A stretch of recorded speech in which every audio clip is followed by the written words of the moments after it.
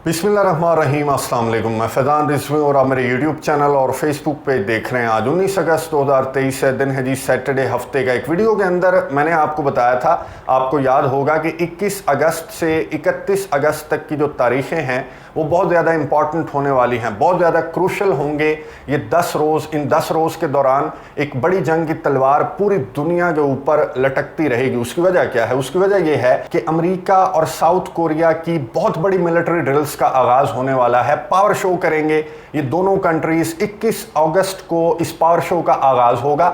10 रोज़ ये military drills जारी रहने वाली हैं। कोरियन पेनिनसुला के अतराफ, सी ऑफ जापान के अतराफ अमेरिका का मोटा ताज़ा असलहा महीनों पहले से साउथ कोरिया पहुंचना स्टार्ट हो गया था।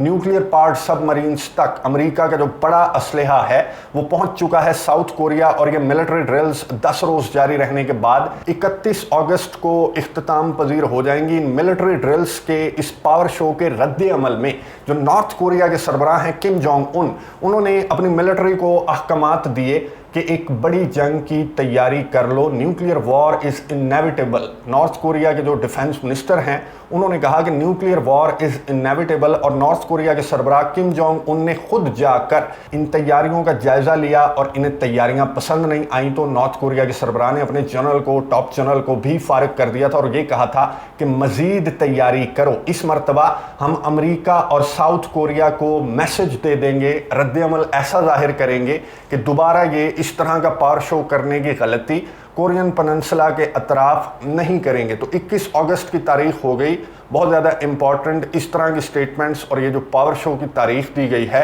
इसके बाद 21 अगस्त हो गई बहुत इंपॉर्टेंट। और ये तारीख मज़ीद इंपॉर्टेंट तब हो गई जब नीजियर के अतराफ जो वेस्ट अफ्रीकन कंट्रीज़ का एक ब्लॉक है एकोवास, उसकी जानिब से एक स्टेटमेंट सामने आई। एकोवास ने इत्तफाक कर लिया डी डे पर। अब डी डे में आपको सिंपल लैंग्वेज में बता दूं कि जो निजेर के अतराफ वेस्ट अफ्रीकन कंट्रीज का जो ब्लॉक है इसने निजेर पर हमले की तारीख पर इत्तफाक कर लिया कि हाँ जी इस तारीख को हम निजेर पर सारे मिलकर धावा बोल देंगे। अब इस स्टेटमेंट पर जो एकोवास की स्टेटमेंट सामने आई है, इन कंट्रीज़ की स्टेटमेंट पर रशिया का रद्द-ए-अमल भी सामने आ चुका है, वो भी आपके साथ शेयर करूंगा इस वीडियो के अंदर। सबसे पहले मैं आपको बता दूं कि अगर आपको नहीं मालूम कि निजेर का तनाज़ा है क्या और इसमें रशिया और नेटो की इन्वॉल्वमेंट किस हद तक है, तो ये आपको ऊपर लिंक नज़र आ रहा होगा, मैं एंड स्क्रीन पर भी दे दूंगा, कमेंट्स बॉक्स में भी पिन कर दूंगा। अगर आपने निजेर का तनाज़ा आपको नहीं मालूम तो पहले जाकर ये वीडियो देखिए और उसके बाद ये वीडियो आपने देखनी है ताकि आपको समझ में आए कि हम बात क्या कर रहे हैं। मैं स्किम स्कैन करके आपको बता दूं कि निजेर जो है वो वेस्ट अफ्रीकन कंट्री है, ये मुस्लिम मेजॉरिटी कंट्री है। यहाँ पर हुआ क्या, जुलाई के आखिरी हफ्तों में यहाँ पर एक डिक्टेटर अब्दुर्रहमान चियानी वो आ गया और उसने जमहूरी सदर मोहम्मद बाजूम को कुर्सी से हटाया और ख़ुद आकर कुर्सी पर बैठ गया। अब्दुर्रहमान चियानी जो मिलिट्री लीडर है, इसने इल्ज़ाम ये आयद किया कि ये जो मोहम्मद बाजूम है, जो सो कॉल्ड जमहूरी सदर है, ये एक्चुअली फ्रांस का और नेटो का पपेट है और ये हमारे जो नेचुरल रिसोर्सेज हैं, निजेर बहुत ज़्यादा नेचुरली रिच कंट्री है, स्पेशली यूरेनियम में बहुत ज़्यादा रिच है निजेर। तो ये जो डिक्टेटर हैं अब्दुर्रहमान चियानी, इन्होंने मोहम्मद बाजूम को हटाया और ये कहा कि फ्रांस के पपेट तुम हो जाओ साइड पर, वरना हमारे मुल्क को फ्रांस जो है वो लूट कर खा पी जाएगा। इसलिए मोहम्मद बाजूम को हटाकर अब्दुर्रहमान चियानी जो हैं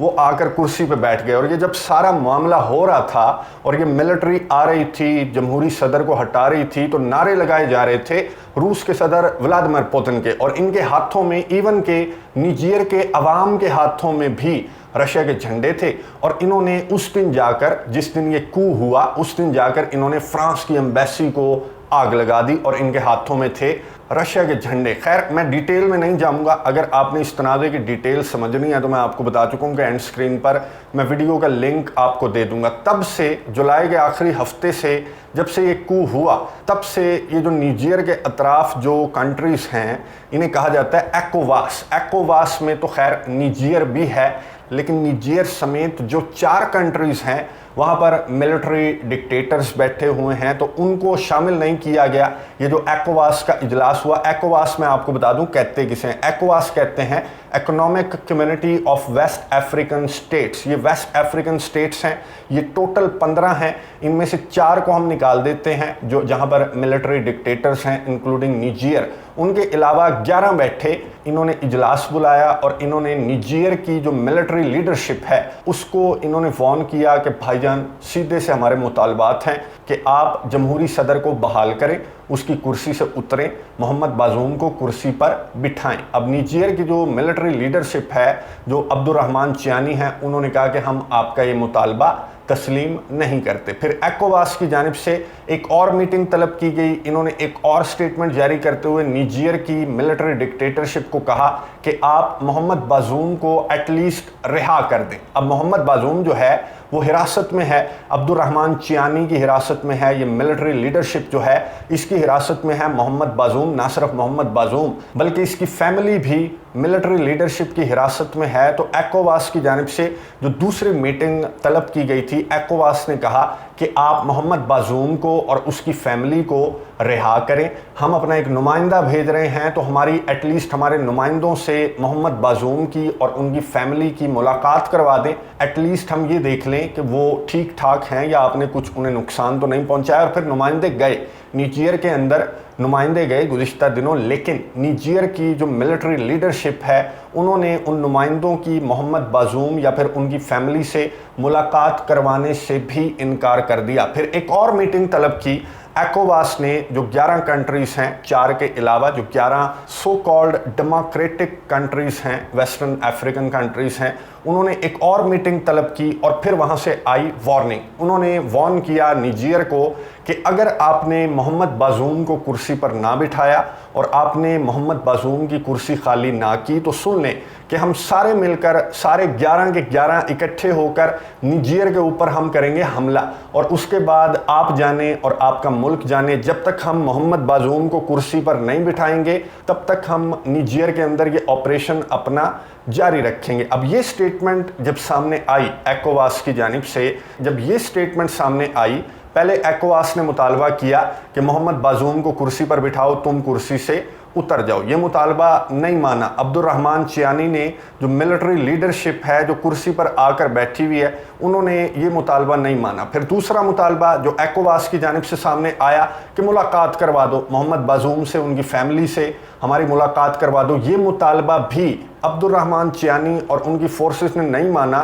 तो ECOWAS ने, इन 11 कंट्रीज़ ने कहा कि ठीक है, फिर हम तुम्हारे मुल्क पर हमला कर देंगे। अब जब ये स्टेटमेंट सामने आई ECOWAS की जानिब से, तो रशिया की जानिब से वार्निंग सामने आई। रशिया के क्रेमलिन के तर्जमान ने कहा कि किसी भी मिलिट्री ऑपरेशन से बाज रहा जाए। निजीर के अंदर ये जो अतराफ में वेस्टर्न अफ्रीकन कंट्रीज़ हैं जो कि नेटो बैक्ड कंट्रीज़ हैं, उनकी जानिब से अगर कोई भी ऑपरेशन कंडक्ट करने की कोशिश की गई निजीर के अंदर, तो रशिया आपको बाज रहने के लिए कह रहा है। यानी कि रशिया की जानिब से एक सिंपल सादा लैंग्वेज के अंदर वार्निंग सामने आई। आपको मैं बता चुका हूँ इस वीडियो के अंदर कि जो वागनर के चीफ हैं येवगेनी प्रिगोजिन, उन्होंने निजीर के अंदर जब ये अब्दुर्रहमान चियानी आकर जमहूरी सदर को हटाकर बैठ गया था, तो वागनर के चीफ येवगेनी प्रिगोजिन ने कहा था कि मेरी मदद की ज़रूरत हो तो मैं मदद के लिए, मैं और मेरे फाइटर्स मदद के लिए हर वक्त तैयार हैं। और मदद के लिए बुलाया है निजीर ने वागनर के चीफ येवगेनी प्रिगोजिन और वागनर के फाइटर्स को बुला लिया। जब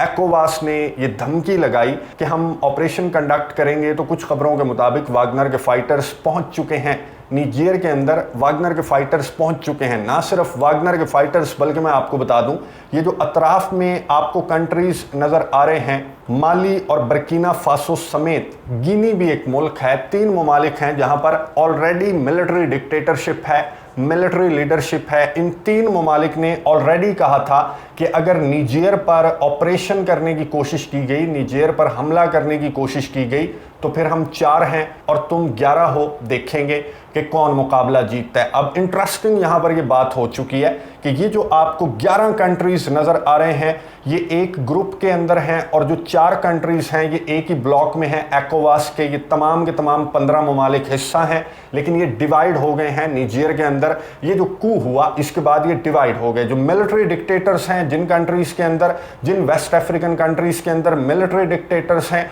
वो 4 हो गए। साइड पर और जो 11 हैं वो हो गए साइड पर। अब ये 11 वर्सेस 4 का मुकाबला है और ये जो 4 हैं वो रशिया बैक्ड कंट्रीज हैं और वो जो 11 हैं वो नेटो बैक्ड कंट्रीज हैं। तो यहाँ पर ये 4 और 11 के दरमियान मुकाबला है।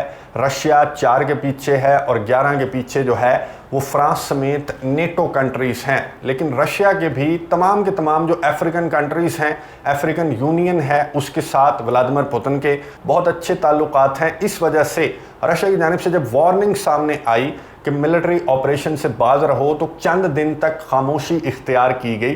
जो ECOWAS है उसने खामोशी इख्तियार की, बहुत सारे नुमाइंदे भी भेजे, बहुत ज़्यादा कोशिशें की कि बातचीत की टेबल पर आकर ये मामला हल हो जाए। लेकिन निजेर की जो मिलिट्री लीडरशिप है उन्होंने आगे से जवाब दिया कि अगर ऑपरेशन कंडक्ट करने की कोशिश की आपने तो हम मोहम्मद बाजूम को उनकी फैमिली समेत मार देंगे। अब ECOWAS का जो इजलास मोस्ट रिसेंट इजलास हुआ तो ECOWAS ने तय किया डी डे पर इत्तफाक कर लिया। डी डे की जो टर्म है एक्चुअली ये टर्म आई थी वर्ल्ड वॉर 2 से, जब इत्तेहादी ममालिक ने नाटसी जर्मनी के खिलाफ एक ऑपरेशन कंडक्ट करने का ऐलान किया था। 6 जून 1944 की तारीख को एक्चुअली कहा जाता है डी डे। तो डी डे का मतलब होता है कि जब इत्तेहादी फोर्सेस डिसाइड कर ले कि हाँ भाई हमने इस दिन धावा बोलना है इस मुल्क के ऊपर, तो इस पर इत्तफाक कर लिया। ये जो ECOWAS है इसने इत्तफाक कर लिया, लेकिन अभी खबरों में दिन नहीं बताया गया कि किस दिन ये फोर्सेस निजेर पर धावा बोलेंगी। मैं आपको दिन बता देता हूँ, दिन है 21 अगस्त का। कल बहुत इंपॉर्टेंट मीटिंग होने वाली है। अभी जब मैं वीडियो रिकॉर्ड कर रहा हूँ तो चंद घंटों के बाद ही जो ECOWAS का वफ्द है वो पहुंचने वाला है निजेर में पहुंचकर ECOWAS के नुमाइंदे एक मरतबा फिर से मोहम्मद बाजूम से मिलने का मुतालबा लेकर ये पहुंचे हैं। ना सिर्फ मोहम्मद बाजूम से मिलने का बल्कि निजेर की मिलिट्री डिक्टेटरशिप को ये भी कहा जाएगा कि मोहम्मद बाजूम को कुर्सी पर बिठाओ और तुम कुर्सी से उतरो। जो भी तुम्हारे कंसर्न्स हैं कि तुम्हारे नेचुरल रिसोर्सेज का नुकसान हो रहा है, फ्रांस तुम्हें लूट कर खा रहा है, जो भी तुम्हारे कंसर्न्स हैं उन पर बात हो सकती है। लेकिन मोहम्मद बाजूम को कुर्सी पर बिठाने के बाद और ये मुतालबात जो हैं वो मिलिट्री लीडरशिप निजेर की जो मिलिट्री लीडरशिप है अब्दुर्रहमान चियानी वगैरह, वो ये मुतालबात पहले भी नहीं माने, उन्होंने अब भी नहीं मानेंगे। रशिया इनकी बैक पर है। रशिया के सदर व्लादिमीर पुतिन ने ऑपरेशन से बाज रहने का ECOWAS के 11 कंट्रीज़ को कह चुके हैं। वागनर के चीफ येवगेनी प्रिगोजिन भी दरमियान में निजेर की मदद के लिए मौजूद हैं। ना सिर्फ येवगेनी प्रिगोजिन बल्कि 3 मज़ीद कंट्रीज़ भी हैं निजेर के अलावा, माली, बुर्किना फासो और गिनी, ये भी हैं जो कि निजेर की मदद के लिए असलहा गोला बारूद ऑलरेडी निजेर को सप्लाई कर चुके हैं। तो यहाँ पर मुतालबात तस्लीम नहीं होते तो फिर क्या ये 11 कंट्रीज़ 21 अगस्त को ऑपरेशन का आगाज़ कर देंगे? कल ये जो मीटिंग होने वाली है निजेर के अंदर, ये जो नुमाइंदे पहुंचे हैं ECOWAS के, इनके मुतालबात अगर मान लिए जाते हैं, जो कि पॉसिबल नहीं है, तो फिर ये मामला हल हो सकता है। अगर इनके मुतालबात नहीं माने जाते तो ये परसों 21 अगस्त को ये तमाम के तमाम 11 कंट्रीज़ की जो फोर्सेस हैं, जो नेटो बैक्ड 11 कंट्रीज़ हैं, ये धावा बोल देंगे निजेर के अंदर। यानी कि रशिया वर्सेस नेटो फोर्सेस जो हैं वो आपस में टकरा जाएंगी निजेर के अंदर। अब कल की डेट बहुत ज़्यादा इंपॉर्टेंट है। नज़र रखेंगे कि इस मीटिंग से क्या रिजल्ट सामने आते हैं। क्या ECOWAS के मुतालबात निजेर की जो मिलिट्री लीडरशिप है वो तस्लीम कर लेगी इस बार? क्या मोहम्मद बाजूम से मुलाकात करवा दी जाएगी, मोहम्मद बाजूम को कुर्सी पर बिठा दिया जाएगा, या फिर दोबारा ये जो ECOWAS के नुमाइंदे हैं ये खाली हाथ वापस लौटकर वो डी डे का अनाउंस कर देंगे? नज़र रखेंगे, आपको अपडेट्स देता रहूँगा नेक्स्ट वीडियो के अंदर। एक तो रूस और यूक्रेन के तनाज़े पर और दूसरा इंडो पैसिफिक के अंदर, एक तो नॉर्थ कोरिया और साउथ कोरिया के मैंने आपको बताया, उसके अलावा चाइना और अमेरिका के दरमियान भी टेंशन्स बहुत ज़्यादा हाई हैं। ये आखिरी 10 दिन मुझे लगता है अगस्त के, ये बहुत ज़्यादा इंपॉर्टेंट होने वाले हैं। नज़र रखेंगे, आपको अपडेट्स देता रहूँगा। अगली वीडियो तक के लिए इजाज़त दीजिए। अल्लाह हाफ़िज़।